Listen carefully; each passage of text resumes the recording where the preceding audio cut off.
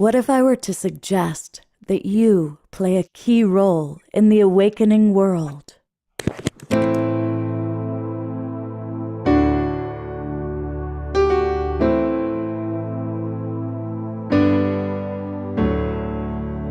that you are watching this because you have heard the call.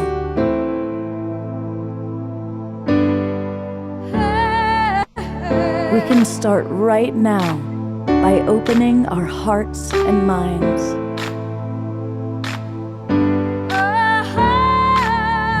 Welcome to the awakening world.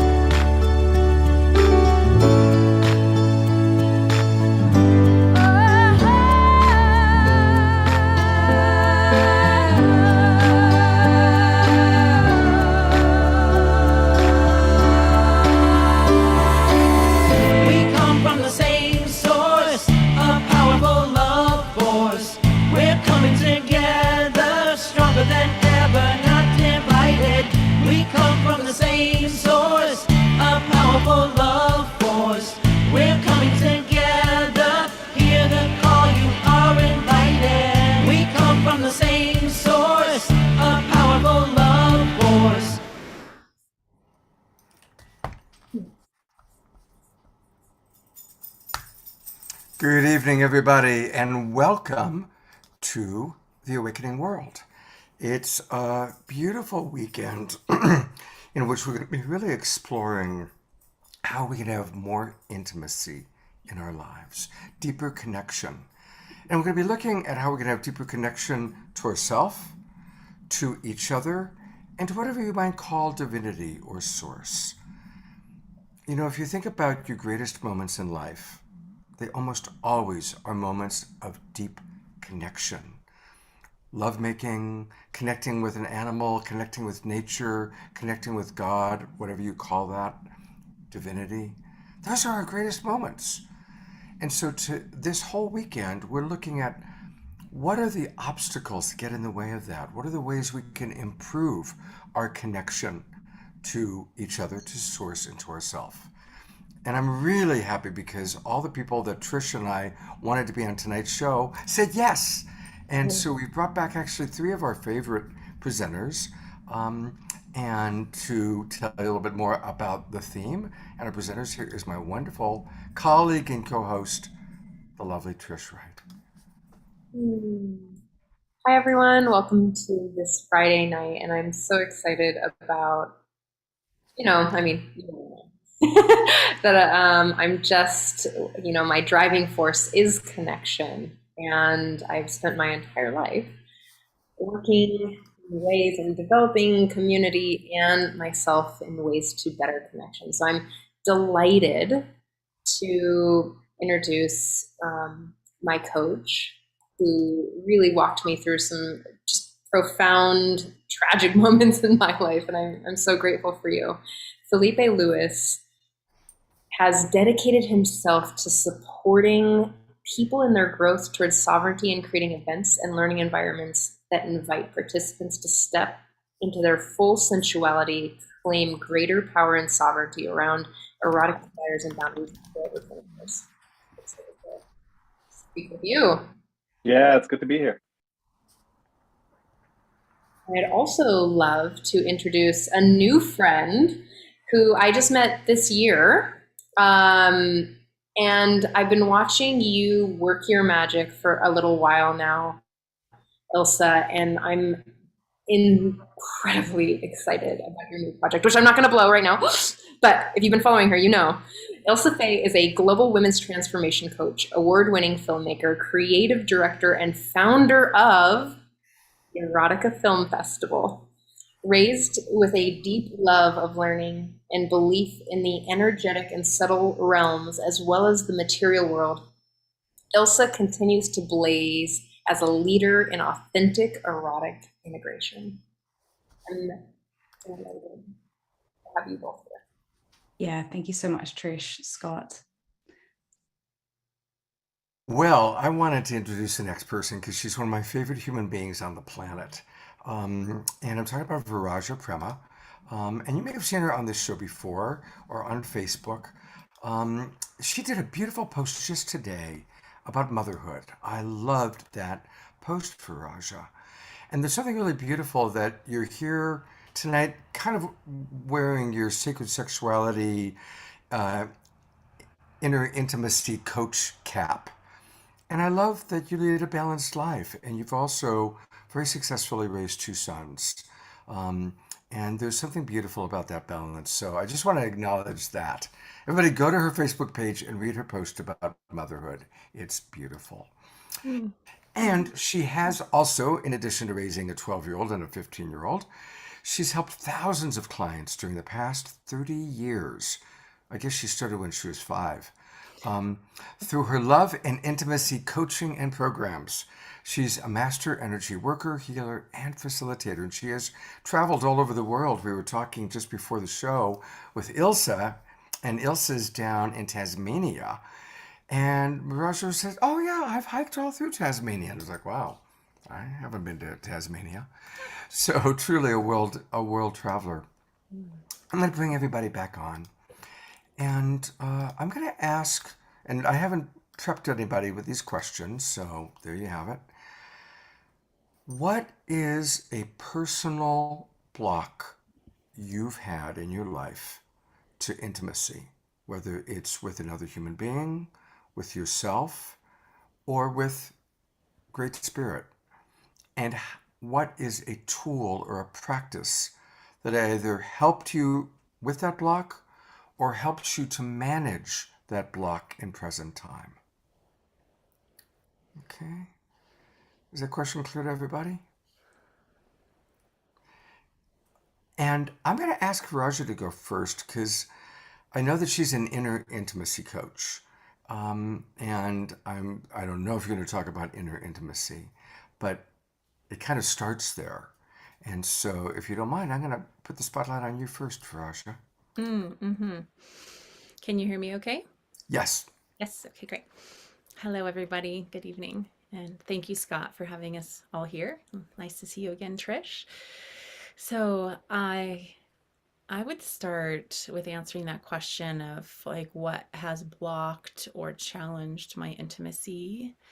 Probably the thing that has been the most humbling and relevant for me to discover is the way that I would and can actually not be present, like actually not be home at all for the experience of the intimacy.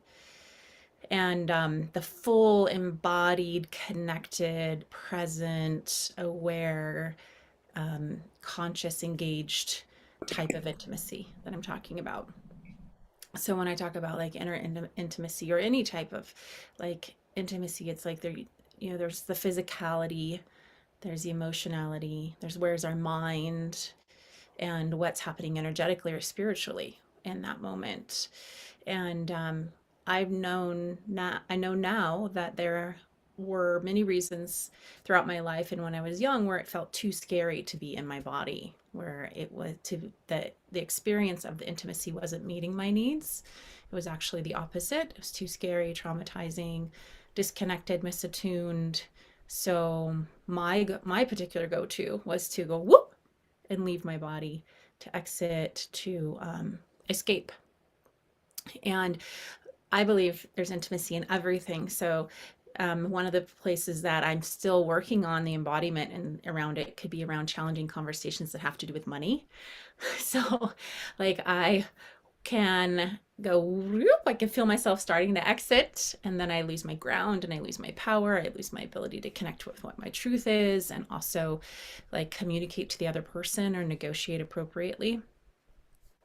So learning how to notice, like actually take people's feedback initially was very, very hard. I felt a lot of shame and even a little confused when people would be like that learned and discovered these ways of my being. Then I was close enough that they would give me the feedback. I would it would be hard for me to hear it at first because I've always been there in so many ways. But I realized I was there in so many ways for other people to perform or do or be or engage for them, but that I wasn't fully here for me.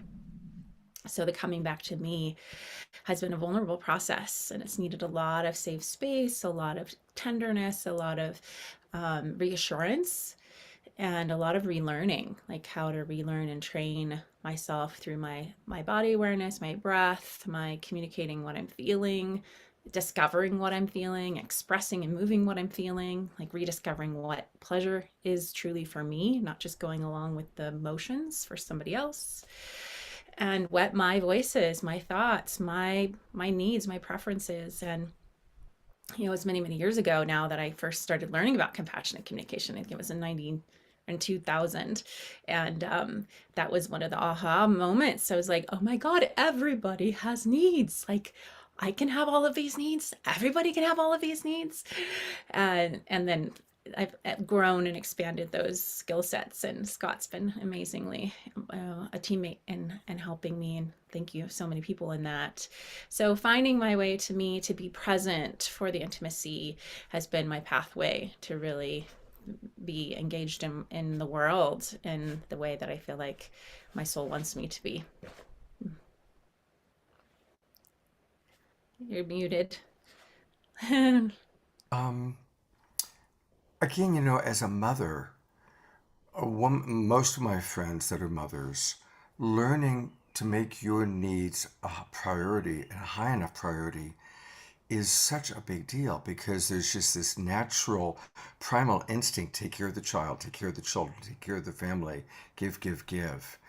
And I really appreciate how important it is to support, especially mothers, that your needs are just as important, especially once your children are past the survival, stage. Now, Mhm. you're an intimacy betrayal coach. That's an interesting combination of words, and we'll come back to that a little bit later. But can you give just a little insight as to what that means? Yeah, absolutely. And I'm celebrating a new claiming of that as a title, because I very, very much been, like Trish was saying, very, very, naturally attracted to connection and all things about connection and how to have more connection and intimacy. And that's really like the lifeblood of life. And what the intimacy betrayal coach is, I'm helping guide people through the territory of having had the experiences of misattunement, abuse, addictions, lying, cheating, or you know disrespect, gaslighting, all these dynamics in which the safety that the intimacy is designed to have, or that we're seeking on a neurological and biological level, is actually ruptured and damaged. So it's a process of helping that recovery and the repair and them reclaiming their own beingness, and then getting to rejoice in who they really are, independent of any of those circumstances. Well, thank you for the beautiful work you're doing, and of course, we'll be chatting more with you. I'm going to turn it over to my wonderful partner, Trish, for a moment. Trish, Viraja. what's your response to? Oh, I'm sorry, I didn't mean to cut off your appreciation of Viraja. Oh, I was just really appreciating that you brought in presence and and really the attunement piece. Because I think that in the global society that we live in, attunement isn't really something that we're taught from the infancy, really. There's some place where it gets severed, and I'm sure we have someone who knows a little bit about those places there. They'll come on a little later. And so I really appreciate that you brought in presence, and you brought in showing up for yourself, and you brought in attunement, because that is incredibly important in even being with the level of intimacy and vulnerability that shows up. Right. Mm-hmm, mm-hmm, mm-hmm. Thank you. And for me, it's evolved this understanding of what intimacy looks like, what is the boundaries to it, or what like keeps me holds me back or holds my clients back. And as you all know, I'm a big fan of empathy. I grew up in a pretty scary, dangerous childhood, with a lot of, my father wasn't very emotionally there. He was doing the very like stereotypical white American man thing, and he just wasn't there. So the empathy piece I never gathered until my 30s when I really started to dive into Scott's work. And that was one of the big pieces of actually getting to know myself, Viraja. You know, like, oh gosh. And the piece that I'm looking at right now is accountability and impact, and how to come back from conflict, and really cultivating those skills, and teaching my clients how to cultivate those skills is acknowledgement of impact, and taking accountability for their movement in a certain experience, you know? I want to say that you have been a very good influence on me on that. I'm always finding myself when I'm working with Trish, am I saying something that's like, overly white, or overly white male privileged, or overly, baby boomer speak? So thank you for helping me to be a little bit more conscious and accountable to my thoughts and my actions. Well, Scott, I love that you're taking that on and taking it in. Not everyone does that. And, I appreciate your attunement to other people's experience. So it's just important. We're changing the world by being more compassionate and loving and understanding, forgiving, attuning, and learning about each other's triggers. Yeah. We've talked about this when we've done shows about people coming back together despite different political beliefs. And look, we have no influence on what Putin does, or what Trump does, or what Biden does. But we have such an influence on how we treat other people. Such an influence. I am eager to hear what Ilsa and Philippe's answers are to that question. So we'll go to Philippe next. Oof. I was thinking what got in the way. What got in the way of intimacy for me was probably the discovery of the limitations of my emotional body.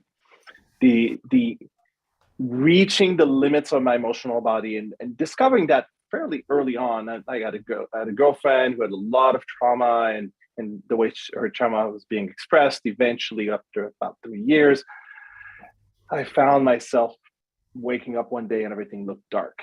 And I called her and I said, I can't do this anymore. And that was the first time I ever discovered that I had limits, that there was a point where I just couldn't keep going. That emotionally, I had found my limits. And so later on, I kept on growing and I kept on having experiences. Every once in a while, I would hit my limit again, or I would get upset, or I would get angry, or it would seem like I would just be fuming and I just wouldn't be able to focus. But it wasn't until my son was born and I really discovered what it meant to run out of steam, and for my emotional body to fall down on its knees and to be stuck, sometimes for days, sometimes for months, sometimes even for years, being in this place, in this kind of in-between place that I later discovered was part of the polyvagal curve. And that also got me interested into attachment theory, where I discovered that I used to lean heavily towards avoidance. And so that gave me a sense of, oh, this is what's going on. My emotional body hasn't developed the strength or the endurance to fully show up consistently. And in fact, I run out of emotional stamina, of emotional resources relatively quickly. And so what that's gotten me to do is to really slow down. Instead of just moving through things and not really paying attention, because I wasn't feeling it, I started slowing down so I could feel more. And I've explained it to people, like it's a little bit like my emotions are like the bubbles in a lava lamp. They kind of slowly move up and eventually they pop. And when they pop, I can feel something. And the rest of the time, it's just feel tight, and I feel like things are difficult, and I'm fuming and I'm having a hard time. And then eventually I realize what's going on. So as a way to compensate for that, I've just developed my intelligence in order to try to make sense of what's going on. Even if I can't really feel what's going on, I could make sense of it and I can understand it. And so when the feelings come, I can say, that makes perfect sense. Mm-hmm. And I can sort of trace back the process so I can learn from it. So yeah, it's been a long process, and I can say I turned a corner on fatherhood, even though my son is now becoming a teenager. He's going to be a teenager soon, so that's going to throw me for another loop. But I notice when I get stuck, and I notice when I don't have the right reaction to him, and he calls me out on it. So we really call each other out, and we're really quick to apologize and just do a do-over. Beautiful. You know, there's a term that I find is really useful, which is an intimacy threshold. And when we are engaging in emotional intimacy with each other, or even physical, sexual intimacy, all of us have a threshold. And it's helpful for us to know what our threshold is, and really helpful to convey that and communicate it to our friend or our lover before we hit it, so that they don't think hopefully. Hopefully. But it takes a lot of work with a coach. It takes a lot of emotional intelligence. It takes courage to say, as good as this feels, I'm getting scared, or my rejection story is coming up, or my being overwhelmed, my engulfment story is coming up, whatever it might be, Yeah. So thank you for the wonderful work. And we'll learn more about the science of attachment on the next round when we come back to Phillippe. Ilsa Fay. First of all, thank you for being with us, Ilsa. I was really happy when you said yes. And, thank you so much for having me. I love speaking to both you and Trish, and it's always really exciting to come from Australia into a more American or European connection and community. So yeah, thanks for having me. Well, and thank you for giving us that international flavor. I forgot to mention that we have people watching on Unify. So people on Unify, welcome. Let us know where you're from geographically, because Ilsa, we get people all over the world watching on Unify, which is really cool. So what comes up for you? What would you like to share about your personal journey? Yeah, I so love this topic, and it was so beautiful to hear, both the responses already, and, really feeling into, my journey with intimacy in the last 2 years has been very deliberate and intentional. My part of, I think, the way people come into the world is to learn certain things. And, my nature is to be very visionary and to be quite a chameleon. And the chameleon for me is both a gift, but also comes through from receiving non-consensual experiences as a child, not just physical, but also emotional and psychological. And the way that I guess the way I responded to that was to distort and twist and change and see if I could become pleasing or appealing or create safety for myself in the family unit. And so because I've had that kind of chameleon nature of being able to really be anything to anybody and do, and then the gifts of that of being really able to do anything as well, multifaceted, in artistry and tech skills and languages, what that's given me is a recognition that when there's too much chameleon energy that's coming through from trauma, there's no intimacy that gets built with anything because you're just touching on the surface. So this has been quite a journey for me. And so, my journey into intimacy has actually been one of recognizing that I have to commit. I have to commit to my own deep value, because the values that I had around my own personal worth and value was that I was only valuable and worthy and loved and approved of if I could modify and compromise the truth of who I was, depending on each circumstance and situation. parents, school, friendship groups, boyfriends, work, career, it was different groups of friends. So there was that constant changeability of the personality, of what was being represented, of what was being self-approved of. And so now, as I've kind of moved into adulthood and I'm also a mum, I also have a teenager, teenage son, just turned 13 this year. Yeah. And it's a wild ride, with teenagers. There's so much more to consider. But that journey has really brought me into, who and what are my values? Like the true values, not the values that I think make me appealing or that make people happy with me or that people think is good, where I'm not going to then receive conflict or criticism or feedback or judgment. But what is the true values that I have? And what I've found when I have, been directly in a committed relationship with those values. One of those for me has been, I know we'll talk about it later, but has been the Erotica Film Festival. When I have deeply committed to Eros and to eroticism and to like the deep personal journey and soul journey that I'm here to share and deliver and experience, that then life has thrown massive challenges at me to test the commitment of intimacy to the thing that I want to build intimacy with. Yeah. Yes. Scott's back here typing. He's like, this is so up your alley. I was like, yeah, it's true.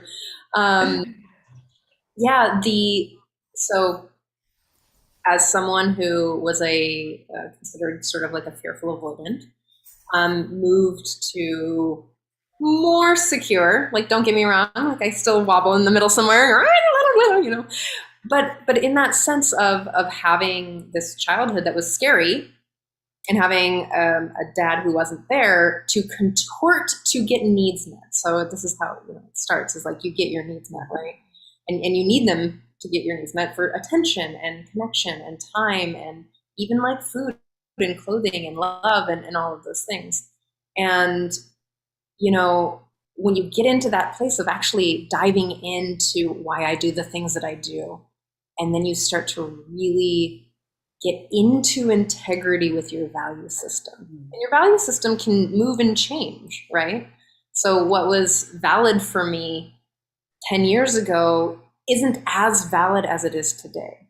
So we'll say, like, one of the things that I value more today than I ever have is empathy and actually getting curious about your experience, Ilsa.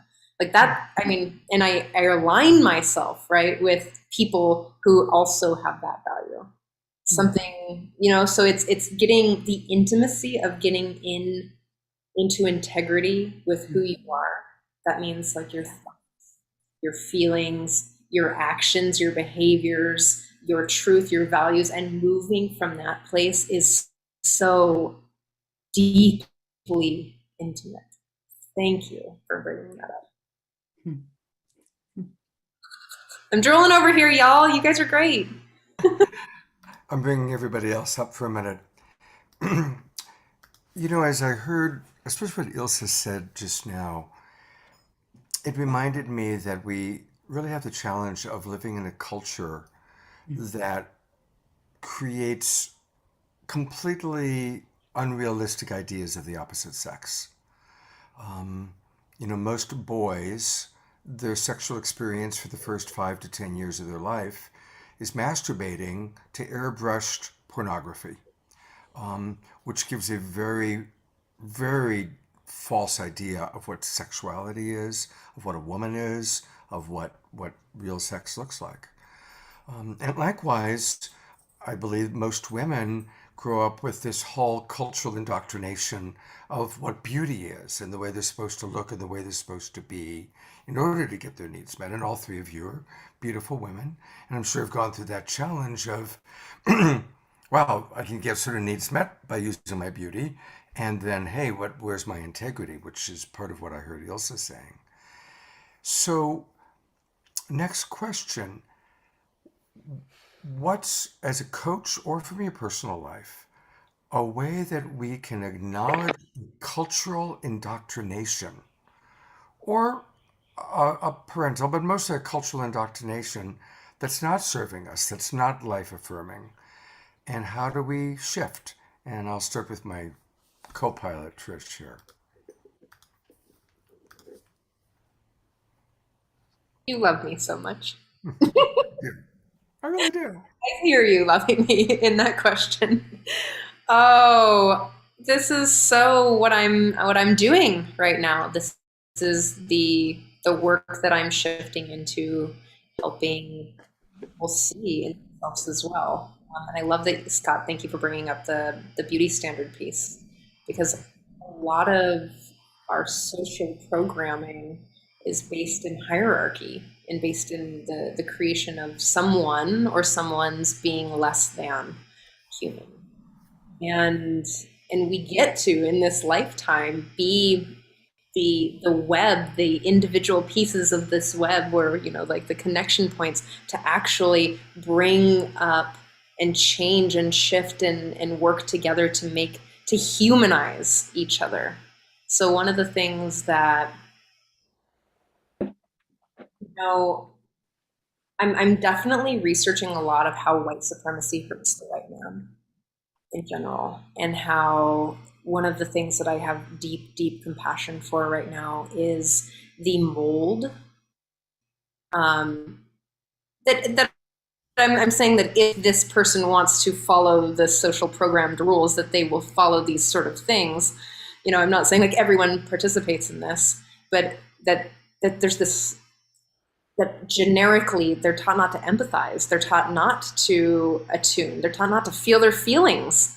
There's all this weird programming to tell them to be a man, and whatever that actually means. Like, who knows what that means? That's individual to each person, right? Whatever a man looks like to me, or Scott, or Phillippe, or Roger, or like, that's very different. So it's actually, for me, looking at these intersections of how humans have dehumanized each other, and really bringing back into compassion, bringing back into humanization, and noticing that each individual person is having their experience, and get to love them there.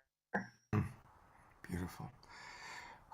Would any of our other presenters like to comment on this topic? Just jump in. I'll go. I think it's impossible not to be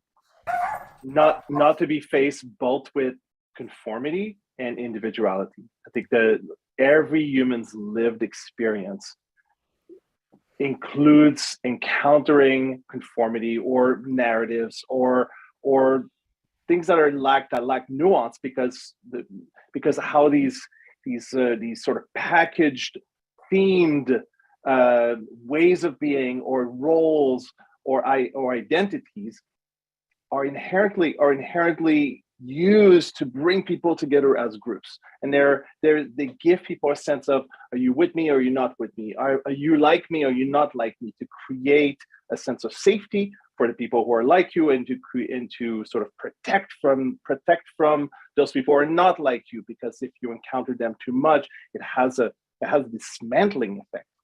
And so simultaneously, human beings have to try to make sense of the world, because they can't see everything.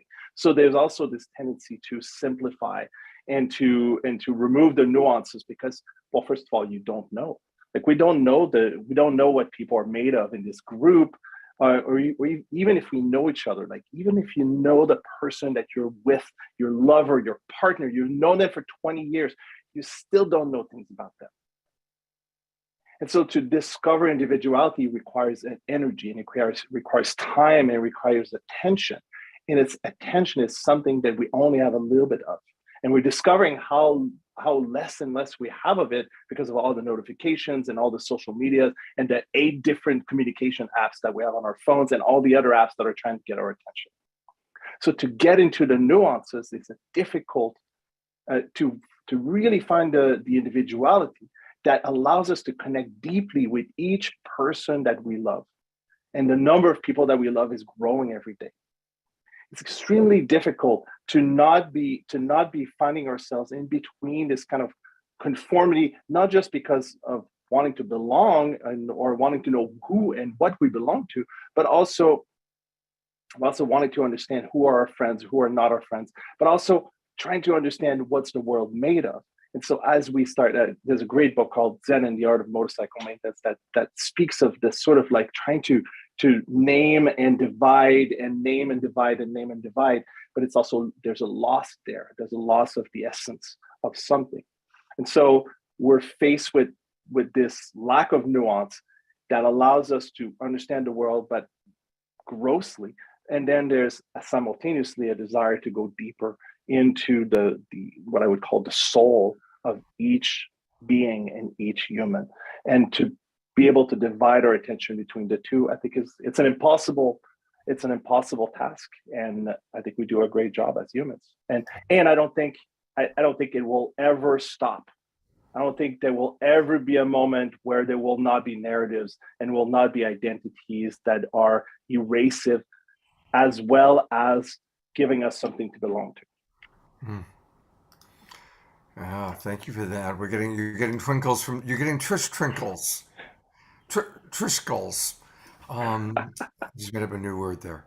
Dorina, coming to us from Ecuador, writes, intimacy, into me see. And so kind of along with that, a reminder to everybody watching, please start giving us thoughts, comments, and questions. I'll do my best to scan what's going on in our Zoom room, what's going on Facebook. And a reminder for everybody who is watching on Facebook or on one of the YouTube channels, come on into our Zoom room. It's really easy. Just go to globalpeacetribe.com, globalpeacetribe.com. There's a promo code that'll get you all of the links to all of our shows free. And the promo code is New Friend. So you go to globalpeacetribe.com, put in the promo code of New Friend, which says register. And you'll get the links to all of our shows for the next 2 months, all the way through the end of June. We do a show every Friday night, Saturday night, and Sunday morning with a particular theme. And of course, this weekend, the theme is Tools for Deeper Intimacy, Into Me See. And so with that, and thank you, Dorina, for the prompt, my next question, and I'll just open it up to anybody who wants to respond. What are some tools that you teach, that you use for deeper intimacy with self-love, self-intimacy? And I'd love to hear maybe from even all of you, because it's such an important part. So I'll call on Viraja, because we haven't heard from her for a moment, and I know that this is something she teaches. Yes, hi, thank you. So, life is happening everywhere. We're relating, there's information coming at us, at me, at all of us from all these directions. So when I'm looking at like myself, I'm actually looking out also at everything that's happening in my life. So it's an amazingly rich laboratory. And if we're in this mode in life where we are feeling a little bombarded or attacked, it's really natural for us to get more defensive, to get more in survival mode, where it's like, you're doing that to me, that's happening over there, or you're wrong, or kind of to help protect ourselves. So very natural and very normal. Of course that's happening. It's part of our survival instincts. So in shifting into a perspective and an interaction with ourselves and the world, it's more like inner intimacy. It needs to involve like safety. So even introducing the idea when we feel safe, or having an opportunity to like even explore what it means to focus on ourselves from a safe environment. So in the ideal perfect scenario, we would have been getting all of this information when we were young of like, you're safe, I'm good, I'm here with you, it's okay, you can feel what you're feeling, you can discover who you are, you can think what you think, and you're loved and you're connected and you're safe. You're not going to risk or jeopardize any part of your well-being if you actually do focus on yourself and you are actually who you are. So like I mentioned a little bit earlier, and Ilsa and Phillippe, like some of us are needing to relearn and repair and connect to what's true for us. And we really have needed and do need another being, mammal body being there to give us this capacity within ourselves. So co-regulation and interaction, so that we can find our own place of center and well-being. But what's happening is that most of us are more activated in like survival and what can I do to make sure I don't die? And so we're pointing all these fingers and being very reactive, and it's just making us get further and further from the core of who we truly are. So to kind of spin that around, it's actually the question I ask is like, what is this situation showing me about me? And what do I need? And what am I feeling? What is alive inside my being? Yes. So and again, we're very creative in like how we can like position these stories of like what's going on, where am I going to be attacked, so we can physically withdraw ourselves, we can mentally check out, we can emotionally shut down, and we can spiritually can disconnect from source, from each other. So the inner intimacy path and optimizing inner intimacy is like discovering, okay, where's my tank low, and how can I fill it up? And the way that we can where we need to be in order to fill up our personal tanks of our intimacy and our connection with ourselves, again, is in a place of safety. Otherwise, it's not going to happen. So there's asking ourselves appropriate questions, getting the appropriate support people that we trust, getting ourselves in an environment, getting myself in an environment where I feel resourced and safe, so that my nervous system can kind of downregulate and relax, and then almost like my little feelers can start to open up to be able to like take in the nourishment. And it's like I'm like, oh, here I am. To be honest, I had this experience this morning where I was like, oh, like life is too much. I'm overwhelmed.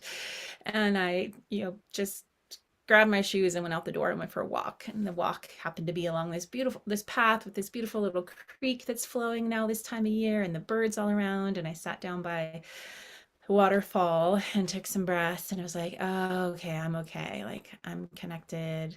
There's nature here. And now what do I need? What am I feeling? What am I thinking? So increasing resiliency is a really important thing for our own optimizing inner intimacy, in my opinion. So it's like somebody was saying their intimacy threshold or something like that earlier. That it's like, yeah, Scott was saying that it's like how much can I actually connect with myself? Like if it's been completely foreign, or like the men are raised like it's not okay to feel your feelings or do the thing that actually is connected to another being with empathy. Like if we start to go into that territory, it can be really scary. It can be like, oh no fly zone. Like if I go in this, if I do this too much, I might be shot and killed. So there's still that maybe in our own imprinting and in mass consciousness. So it's like the being loving with like how much we can take in at a time, and learning and growing this capacity that we can actually be resting in the center of who we are and have a healthy, easeful, open, safe experience in our body, mind, heart, emotional, spiritual aspects of ourselves. And so the process is really understanding where we're at and having compassion for ourselves, having empathy of like what happened in our lives to got us here, and then learning and growing our possibilities and our reserves and our toolbox of what way I can relate to myself, and what way can I have others support me in relating, and just being as gentle and loving as possible, and then using all those mirrors that come around, and like if I get triggered by those, be like, oh, what's this showing me about me? What's this showing me about me? And how can I take radical responsibility for that inside of me in my discovery? Yeah. There's a lot of really beautiful wisdom right there, really beautiful. And I'm going to bring Ilsa and Phillippe back on. If there's anything you want to add or riff on the beautiful yumminess of all the Viraja just shared. Yeah, I mean, I love the way you communicate, Viraja, about, about this theme and this topic, and the way that you share, your experience and your wisdom around it. So my gratitude to you. And what was really coming up for me around that was, I love to just go back to like the basics. I remember when I first started to come into my awakening journey, and the first thing that I really proactively initiated for myself was to write a self-care list. What are the things that make me feel good, that I know that are always going to be available for me? Going for a walk, having a bath, self-pleasure, cooking a meal, asking for a hug, these just a list of very simple, easy to access ways to reconnect to myself and to build intimacy. And this is something that I share, as a coach. I'm not an intimacy coach, but it's a similar, I'm not an intimacy with others coach, but the intimacy with self, for me, what has really deeply supported is bringing in the active masculine energy. So I found that working with women in particular, there can be the shadows and the distortions of falling into emotional chaos and being in the drama of I'm a dark feminine, and kind of getting caught up in the glorification of that without having it deeply grounded. So then what happens is the emotional body takes over not just your own experience of life, but it takes over your relationships, and it takes over your career and your ability to focus and be present to self and life and children. And so one of the tools that I work with is primarily activating the masculine, who brings through structure, consistency, a plan. And so the way that then I just weave that into my life is every day I just do one thing.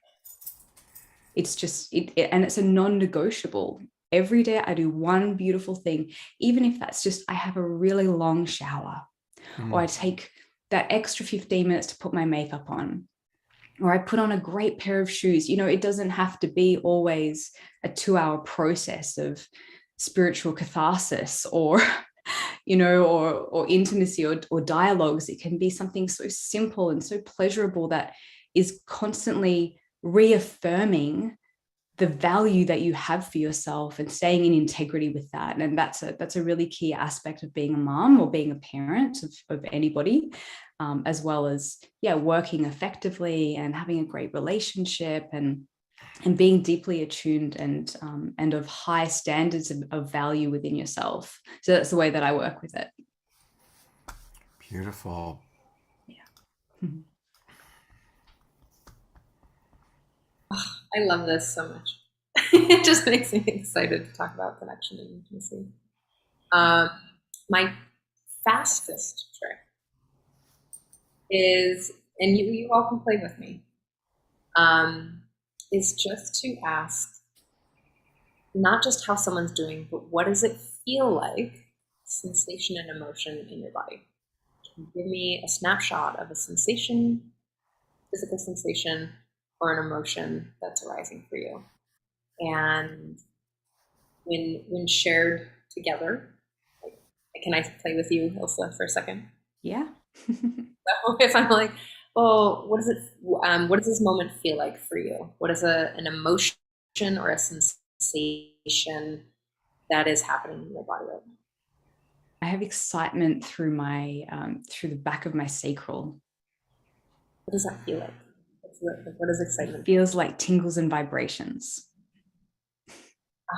See, feel it. You're here, and I'm like, oh God, I can imagine that. I'm feeling this really heartwarming opening. Like it feels open. My heart is opening, and I feel my body feels really warm. There's something about the way, just as you've been sharing, there's something about the verbalizing it out loud to another person that then allows you to feel that person if you're in consent of feeling it.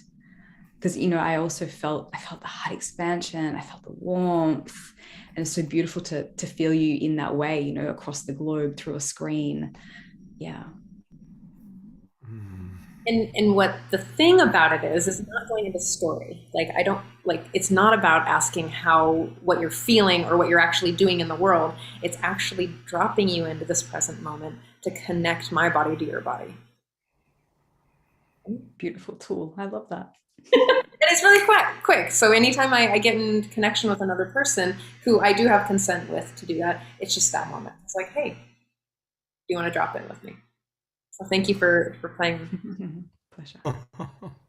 Trish, I love what you did there, because I've done something similar, but with feelings instead of sensations. So I would say, or I would have clients do this, couples do this with each other, but I would do this with lovers and partners, where I would say, I feel this way. And they would just say, oh, I hear you feel this way, and that makes me feel, and they would just kind of drop in and allow the feeling to arise or to bubble up. And then they would speak that. And then it'd be like a dance of feelings, in the same way that you were doing it, what I perceived it, you doing it as a dance of sensations. And it's just a way to connect by sort of removing the story from the conversation, because the story is great, but it's also, well, it fills our brains and keeps us busy. But it's not necessarily. I mean, I love it as a way of connection personally, but it's too fast. Beautiful. Trish is giving me the finger. Hold on, wait for me. No, and I love that. I've just simplified it so that language around the feeling. I've noticed that the sort of, we'll call it neurodivergent people, is like it's easier for them to understand sensation and emotion as a separation. Because the feelings, especially, I don't know why I work with a lot of avoidance, but I have a tendency to, that they're so disconnected that dropping it to an actual sensation is easier for them to share from that point. It is from a feeling, which feels like, oh my God, a feeling, I have to share a feeling, so it's like a sensation in your body or an emotion, then it's less pressure, it seems like. That's some of the strategy, if you want to know the back end of it. Questions from the audience, and this is a really good one from Dorina down in Ecuador. She asks, question to all wonderful panelists and participants. What about intimacy with non-human beings? Can you share an experience, lesson, or realization about it? Whether it was an animal, plant, entity, and I'll add the possibility of divinity. So let's talk a little bit about our relationships with non-human entities. I love that question. Who wants to go first? Okay. Ilsa. Yeah, I'm happy to share first. For me, the question is so beautiful, and also for me, it feels like, intimacy in itself doesn't distinguish between a human connection and a non-human connection. Intimacy is a vibration within the body, within the heart, within the soul, that's combined with the decision to prioritize and continue to cultivate intimacy. So, I have a really deep relationship with God or with consciousness or divinity. As much as I'm willing to stay in an intimate relationship with my relationship to God consciousness. And so I feel like, when we prioritize, and it's an active, I think a lot of spiritual and conscious work can sometimes be then start to integrate into lives as a passive experience. And in fact, everything that we're doing as conscious humans does actually need to be an active decision, an active commitment, an active laying your heart on the altar of life, of intimacy, of love, of devotion, in order to ensure that intimacy stays alive. And that can be, devotionally tending to a plant each day, and that's the cultivating of the intimacy and the deep listening of what that plant has to share, just as much as it is with a child or a partner, or or an animal, or wild, or even a landscape.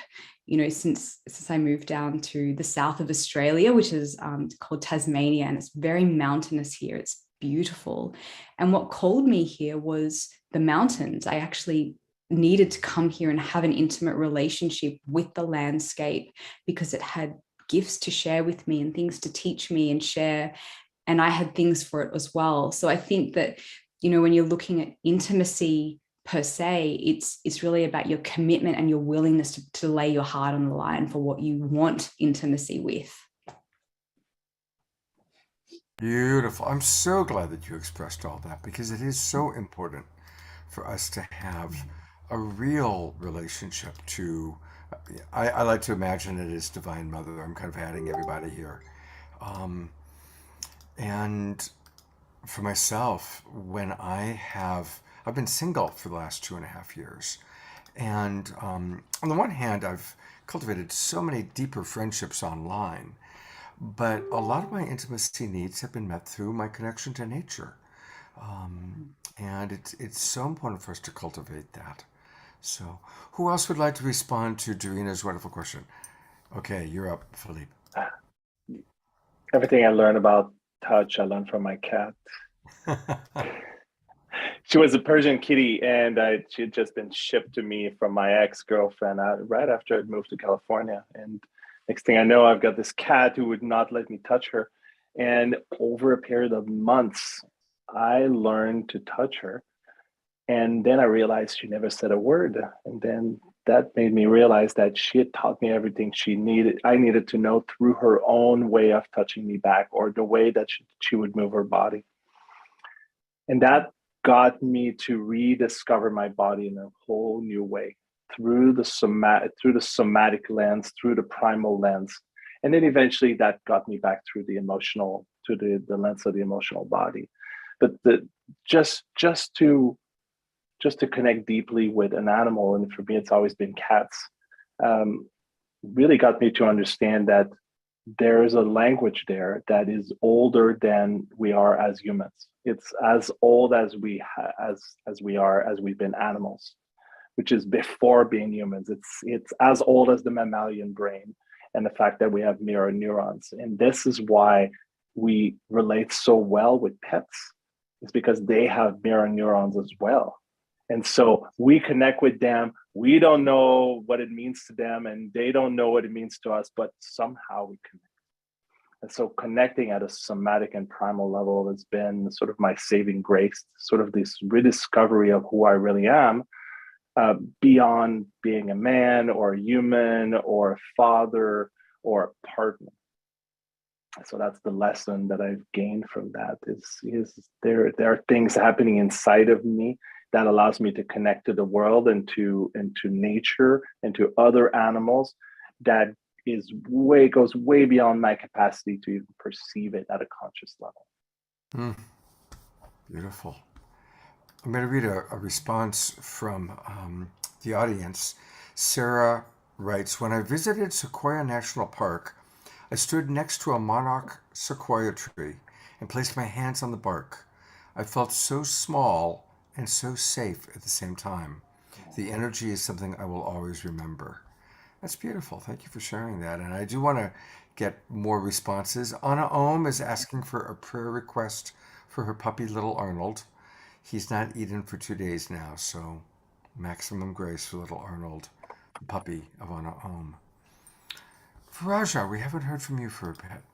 I'm inspired to share something that I think you might relate to, Scott. Oh, And good. it's the intimacy with home.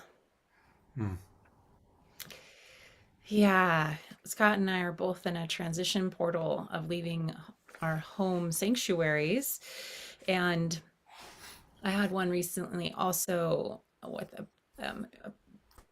at the beginning of this year with a home that I'd set up with my beloved at the time, and then this one, and what all of these compounding are really, really revealing like the depth of which and the multidimensionality of my connection and my intimacy with the spaces that I live in, and with the land, and with the elements, and with the structures, and the organization of all of the pieces within it. I feel like I'm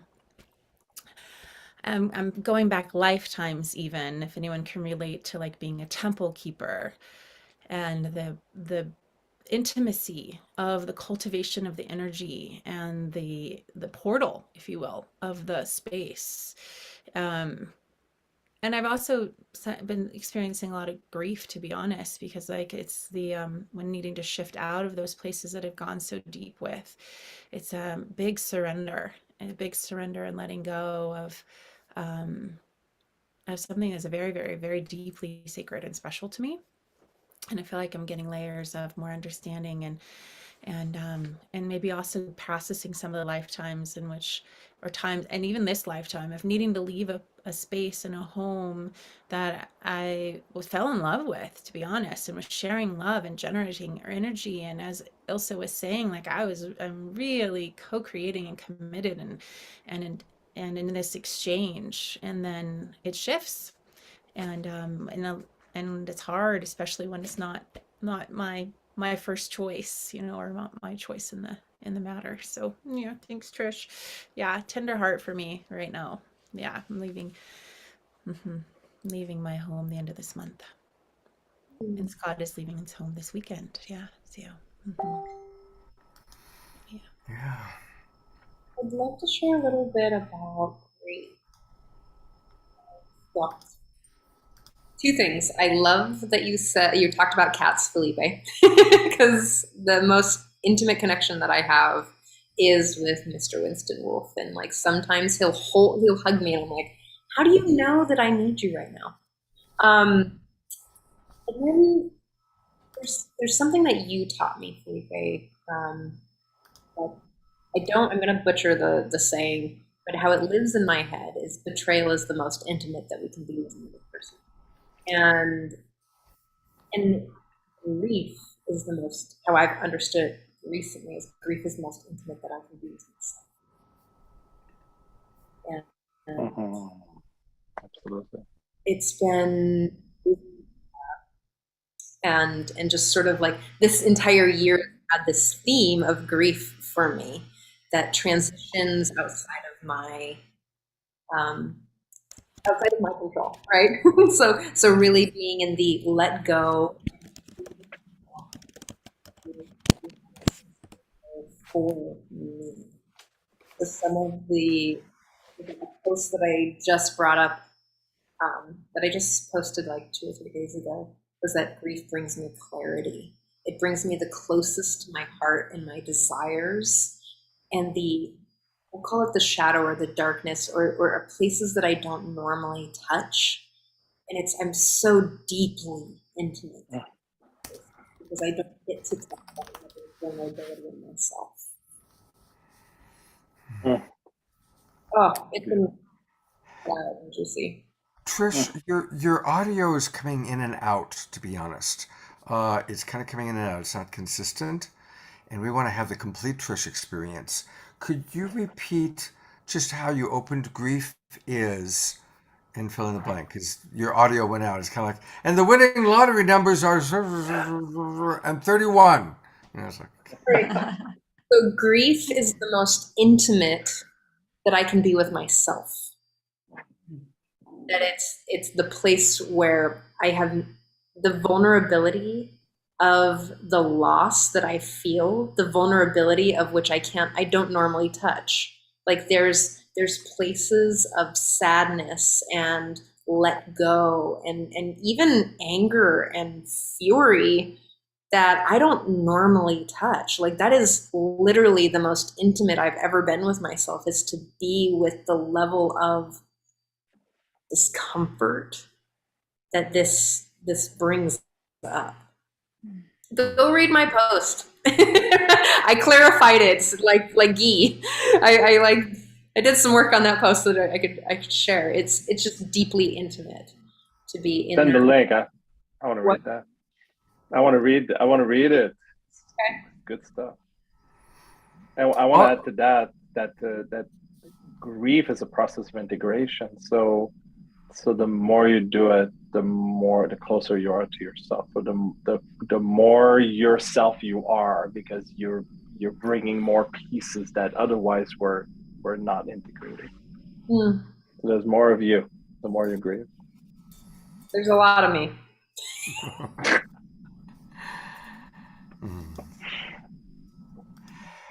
This is resonating. We're getting a lot of responses from people. And yeah, grief is up for me because I'm leaving a home that my wife and I bought together. And then she died very shortly after we bought this home. It was the first time either of us had actually owned a home.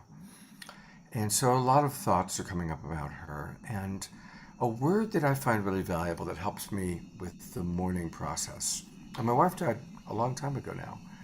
But the word is bittersweet. It's bitter that she's gone. And it's so sweet that I still miss her. Yeah. And so if we can find that bitter sweetness, not getting lost in the tragedy or the drama of loss, but feeling the bitterness, feeling the sadness, feeling the anger, if that's what is alive, but also the sweetness of our care, right? Our discomfort is in direct proportion to the love or the memories that we have, the love that we're missing, the memories that we have. And so it's bittersweet. So I just wanted to put that out there. We have somebody from watching on Unify who's been asking us our mission. This is her first time watching The Awakening World. So she's, what's your mission? What's your mission? That's very sweet. We are a multi-denominational forum, if you will. And our mission is just to help raise consciousness, to imagine that we're living on a planet where humanity must awaken. We must wake up and create more healthy, sustainable choices in how we relate to the world, to the environment, to each other. And so every weekend we take a different topic, whether it is social justice or racial justice or environmental considerations or our relationships to ourselves or to each other, and we explore it. And usually you'll notice that although everybody who's on the show has written a book or has a website or is a teacher or coach, but usually we talk about our own personal experiences because we recognize that we all are learning and growing together. So that's what our mission is all about. All right, we are kind of getting to that time now where we start learning more about what each of you do. And so I'm going to go to Ilsa first because she does something really, really cool. She does the Erotica Film Festival, and we'll go to the website and look at it in a moment. But first of all, just tell us a little bit about how this came around for you to create the Erotica Film Festival.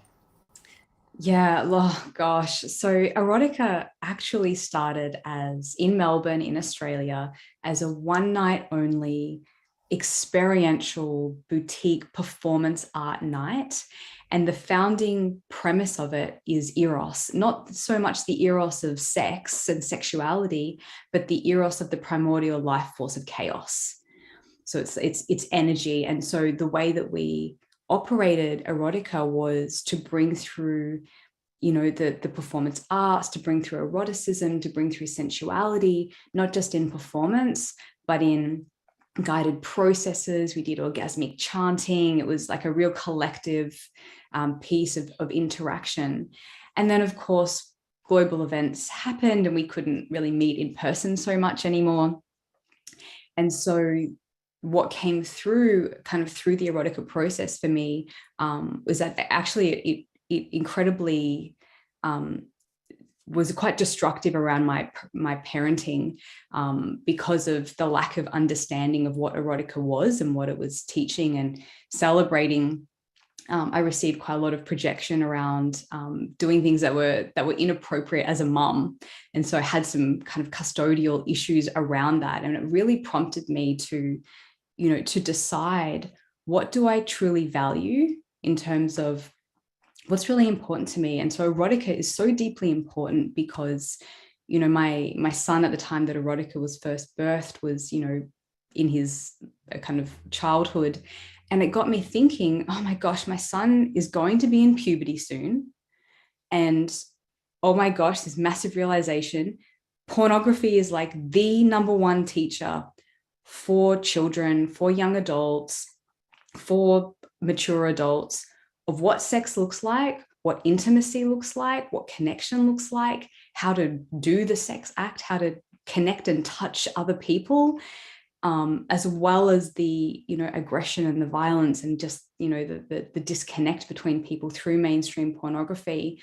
I decided that I had a responsibility as a parent to start to seed and put something out that was an accurate representation of what sensuality and love and care and vulnerability and sensuality can actually look like between people. So I first made a short film. It's available on YouTube. You can go and check it out. It's called The Erotic Heart.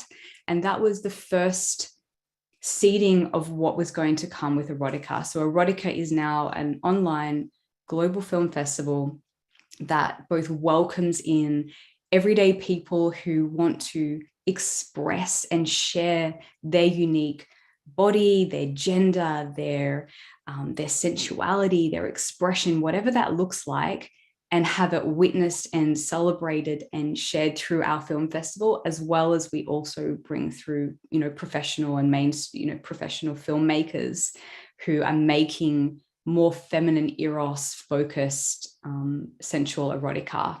So it kind of brings through both, the professional artists, which we love to support, as well as just people who want to make films and want to share like what happens for them, either through self-pleasure or with another person or with a group of people.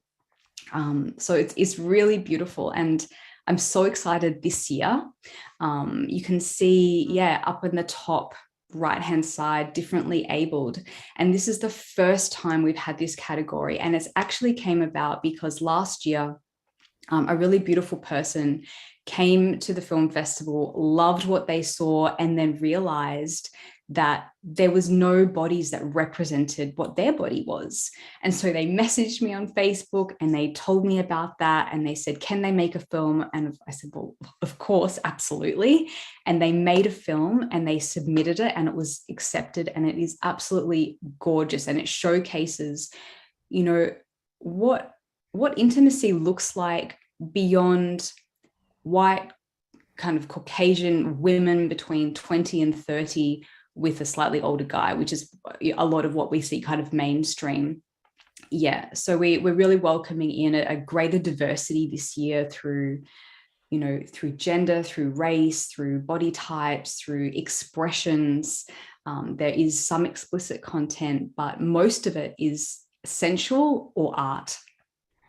Beautiful. I'm just going to real quickly let people know the website is eroticafilmfestival.com, and just going through these beautiful categories: self-pleasure, BDSM, kink, education and documentary film, animation, shibari art, abstract poetry film categories. Beautiful. And then you have live performers. Yes. So tell us a little bit about some of the live performers. So this is a new venture to kind of bring through that live eros performance art and really support artists and performers who have been so deeply impacted by the last couple of years of not being able to perform. So this year we've got 2 live online shows, an opening show and a closing show. And inside each show will be a curation of poetry, spoken word, burlesque, shibari, and will be emceed by a beautiful queer friend who's in the online space. She's a global poet and TEDx speaker, and it feels exciting to be bringing through more male bodies this year as well, which we tend to see an overrepresentation of female bodies and of women in this sort of space. And so we're kind of actively starting to bring in more of that male body, the masculine expression, in a way that's deeply attuned to consent and authenticity. I'm loving what you're doing. Yeah, everybody's applauding. We're going to bring up everybody so you can see all the applause. Yeah, thank you. It's so exciting. And, there's a code there, Awakening World. If you are experiencing financial hardship, then please reach out to me directly, and, our team will be happy to support you. The main thing that we want is for people to have access to what intimacy looks like, to have new reference points and new transmissions of what's possible, so they can share that with somebody, but also build those new pathways to explore and express. So please reach out if you're in a difficult position, and we would love to support you to attend. That is incredibly generous of you. I'm putting into the Zoom room right now the discount code and the ways people can reach you. I had a dear friend, because I'm older, obviously, than anybody else here, named Candida Royale. And I don't know if you know of her work. Candida, about 30 years ago, created something called Femme. And it was the very first pornography for women that was sacred and beautiful and spiritual. And I interviewed her on the television show that I was doing. We became friends. And then it turned out that one of her top filmmakers, Annie Sprinkle, went to junior high school with me. It's kind of a small world type of thing. Anyway, Candida passed away from cancer, but it's beautiful. She was a really special soul, and she was quite, really, truly the pioneer in this work. And it's beautiful to meet you and know what you're carrying on. So God bless you, Ilsa. And when we get closer to the film festival, I want to do a whole Awakening World just on the Erotica Film Festival. Whatever we can do to support your work, it's so amazing. important. Thank you. Trish, anything you want to? I'm so excited. I'm, as a certified sex coach and de-shamifying, we'll call it, the whole sex realm and really making it more human is so deeply important. And really to decenter the white male body is something that I've been, really looking at. So I'm just so excited about your work, and really the diversity piece is like, yes, bring it on. I'm excited to share my show, just a little brief bit of it. As you know, I run a show on Thursday mornings called The Self-Love Show, and it's an opportunity, a free resource, and we've had a few of these people on to really show up and help you find opportunities for self-love. And whatever tool this might be for you, we have many, many shows at this point. Can you pull up the YouTube, Scott? Yes. Where will I find that link?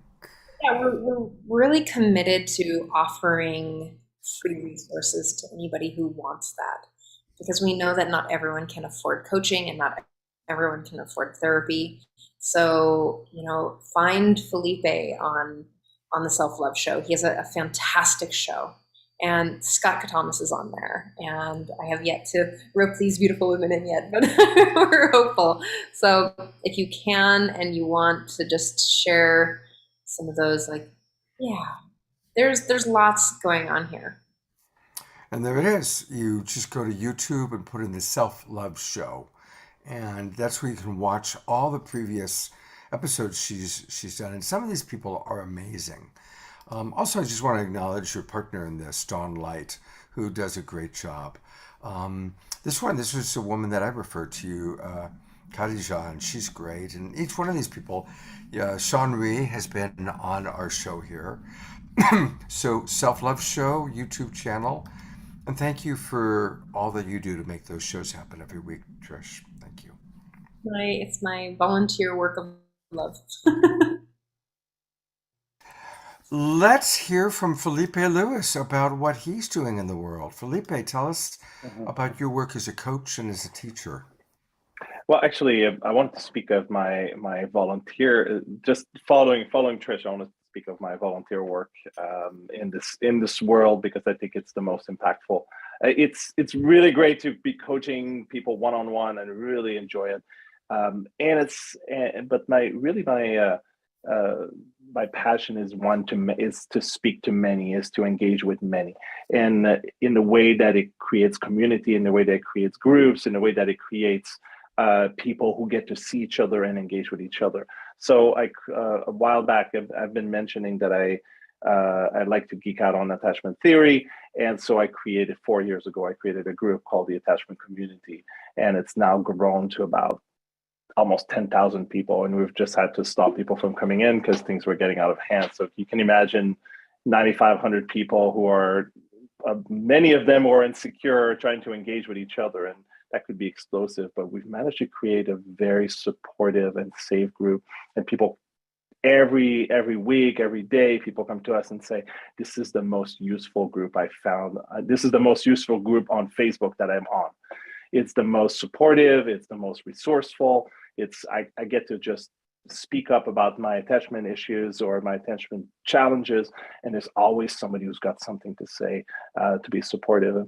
And I have a beautiful modmin team that basically keeps things under control as much as possible with minimal amount of controlling, and this allows people to really meet each other. And that's where I feel like the most impact happens, is in community, when people get to come together and share about a particular topic, just like we are right now. But imagine multiply that by 2 or 3 orders of magnitude.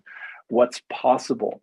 So much support and so much wisdom arises from people sharing about their own personal experiences, which also brings up the individuality that we were talking about earlier. So beyond that, I love sharing. I love teaching. I love teaching about not just attachment theory, but also emotional, somatic, and primal intelligence, like supporting people learning about touch, learning about how to engage with each other beyond just the words. And attachment theory is it's a fun thing to do online, because it doesn't require all 3 of these things.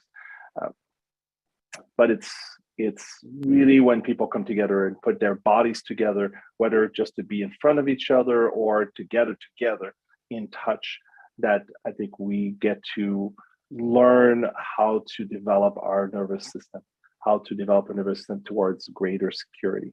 And that connects with the attachment theory piece.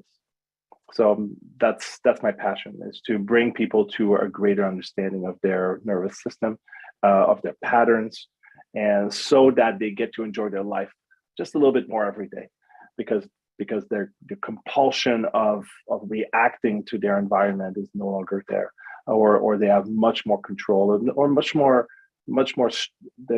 their reaction is no longer, they're no longer at the mercy of what's happening around them. They have a little bit more choice around it. And so, yeah, that's where I'm at. So I just wanted to let people know that if you do want to join, it's on Facebook. I just put in Phillippe Lewis Attachment Community, and it came right up. Yeah. And there are just some really beautiful conversation, documents, questions, answers. So thank So you many for your resources. volunteer work. Thank you so much. I want to say a quick thing about it. If you decide you want to be on the attachment community, make sure to, it's asking you a bunch of questions. And the first question is, where did you hear about the attachment community group? Just mention it's the Awakening World. And this way we'll know where you're coming from, and we'll approve you immediately. That'll make things easier. Well, now that we've heard about your volunteer work, let's hear about your day job. Because you're a great coach. You're Trish's coach. and tell us, and again, his website for his primary work is exquisitedark.love. Sovereignty is your birthright. Wow. Yeah, Tell us about this. well, it's interesting. People think of dark often as what most people, what really associate as shadows, like what you don't know yet, and you don't know, you're compelled by it. But for me, dark is really the messiness that makes us human. Like I often say that humans are messy and full of shadows, and so they're just who they are. There's nothing perfect about it. There's just moment to moment to moment trying to figure it out. And so dark love is just the love of the messiness that we are. There's a sweetness to it, and it takes time to fully appreciate it, just like a good wine, a good Mm. Merlot. Merlot is very diverse. There's a lot of taste, and there's a lot going on there, and it requires some slowing down and some real attention to really dive into it. So I love coaching. Uh, it's There's something about being one-on-one with someone where you get to feel them fully and get to serve them fully. So the session is about them, it's not about what I perceive of them. It's about what they perceive of themselves. And can I support you? Can I support them in that? Can I add resources to their brain and their body and their perception so that they get to know a little bit more about themselves? And it can be a slow process or it can be a fast one. Transformation can take half a second, but real growth takes time. It's And beautiful. yeah, Thank you so much for being such pleasure. a wonderful coach and helping to really put the light on the shadow. As a coach, I so appreciate anytime we can make it safe for people to come out of the shadow, whether it's about their kink, their religion, their inner fears, their whatever it is. I believe that shame is the great human epidemic. And whatever we can do to make it safe for people to talk about those things. And we do that as best as we can on the Awakening World. And really, all the people you're seeing today, Trish, Phillippe, Ilsa, Viraja, these are all wonderful coaches. And so if you're feeling drawn to any of them to get coaching, reach out to them. They are amazing. Viraja, we kind of started with you and we're coming back to you. Tell us more about what's going on with you and your coaching at this time. Mm. I love hearing everybody's passion and love being expressed to the world in all the different ways. So I'll start with that. I'm offering a play shop series, and it's inspired by the transformation that been going through, and the nervous system healing and the attachment healing and the connecting in with myself and my own sovereignty that's coming more and more online. And so it's focusing on optimizing inner intimacy through the also through kind of the lens of the nervous system and self-love, where as we are able to relax, able to experience more safety and connection, then our nervous system starts to unhook from that survival. And then we can kind of get a little movement happening. And then we can hopefully access more of our play, of our enjoyment, of our pleasure, of our connection. And then as we get that connection with others and with ourselves, then we get the transformation. Then we can build the mirror neurons. Then we can implement what it is that we're learning and what feels so good to us, because we can actually feel it. We can actually register it and feel it and enjoy it.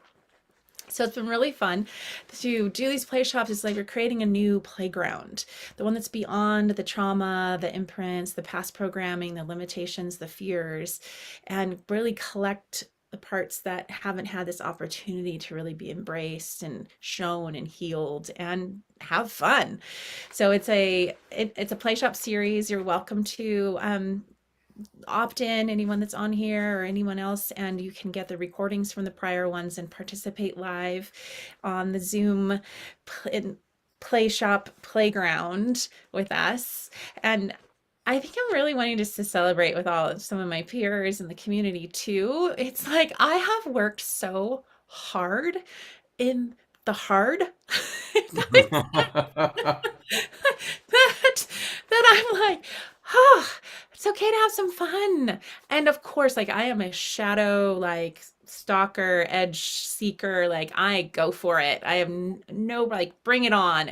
And wow, it's good time for us to like actually be enjoying ourselves too, and not just need to be like licking the wounds all the time, or picking the scabs off each other's wounds so we can like maybe get deeper healing. It's like you know, yay. And I'm noticing this trend. It's like there's, yay, right, this trend, like more and more of us are becoming aware of like the impact of things on how we feel and on our nervous system, and like new choices that we can make, and you know, that it's okay to be in our pleasure. Look, we have an erotica film festival, like going international with people submitting things from all over the world to like enjoy our embodiment and be seen in that and celebrated in that. And you know, that is, you know, courageous, and it's also so natural. Yeah, like the courage is like finding our way back to our essential nature of being this aliveness, natural life force energy that's flowing. So I love doing that with my clients. I do one-on-one work and group work. I have a women's group, a self-love lab, where we get to women's discovery circle for 6 months, where we're going into some of these territories in the mind, the heart, the body, our consciousness, our sexuality, and kind of peeling back the layers to achieve the integration of all those parts, so we can just be in our alignment and our authenticity and the enjoyment of that, and to have a safe container of the group so that we can see and witness each other. It's like, well, this is the way it should be, right, everyone? This is the way it should be. Yeah, yeah. So that's 3 categories. I feel like if we all are like sort of self-sourcing, either on our own way or with a coach or our community or our own personal journaling, it's like, where is there a place that may need repair?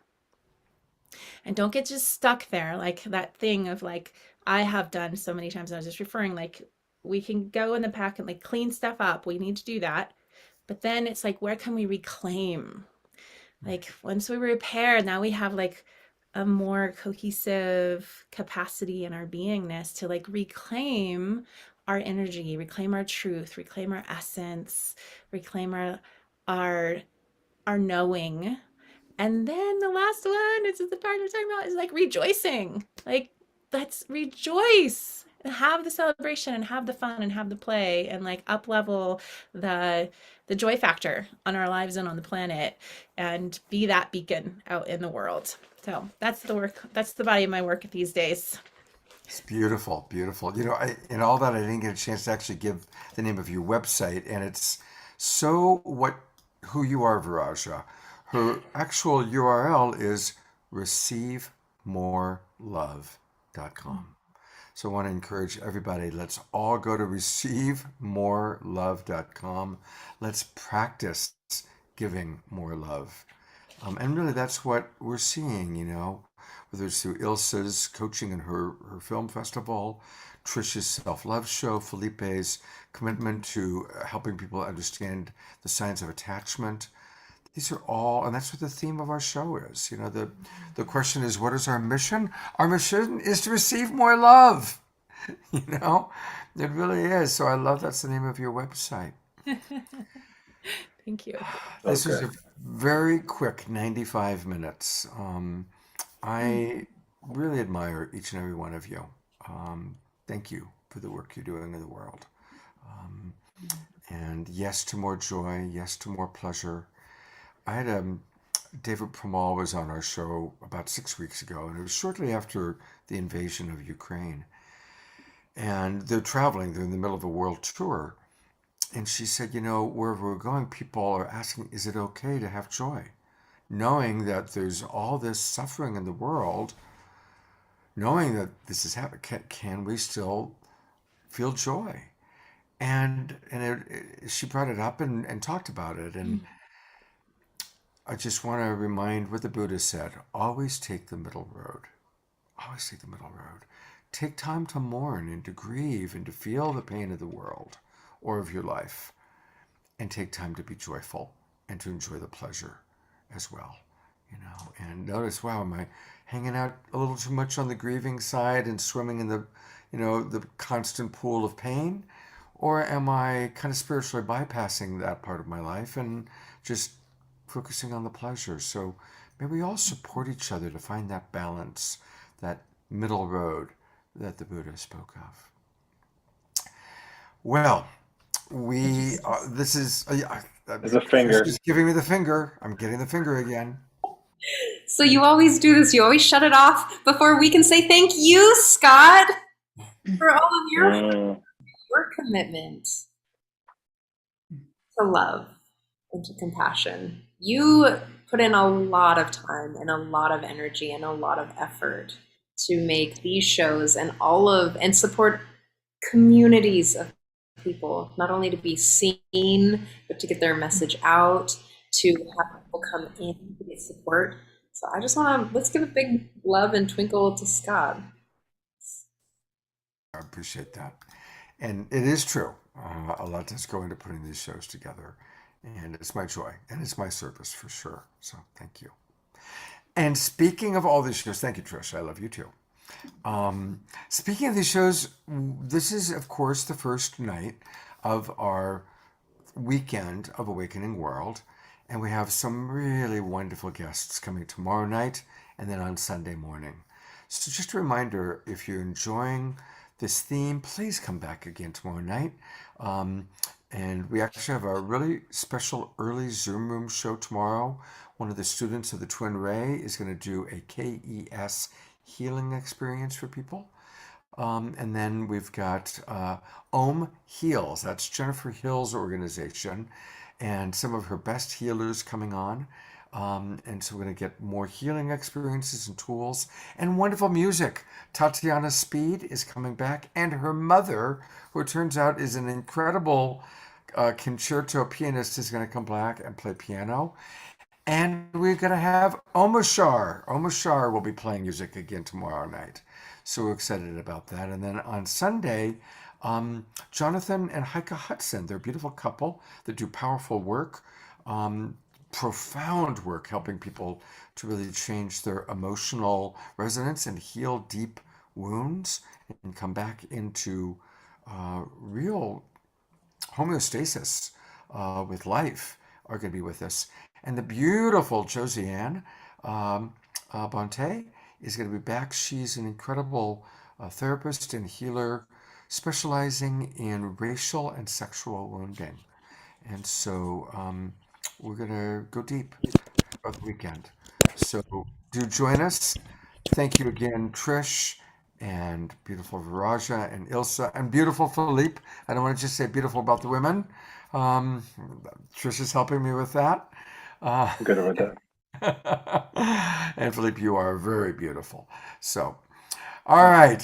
Thank you, everybody. If you enjoyed this show, and it appears from your comments that many of you did, please share it out with other people. Invite people. Let them know about the Awakening World.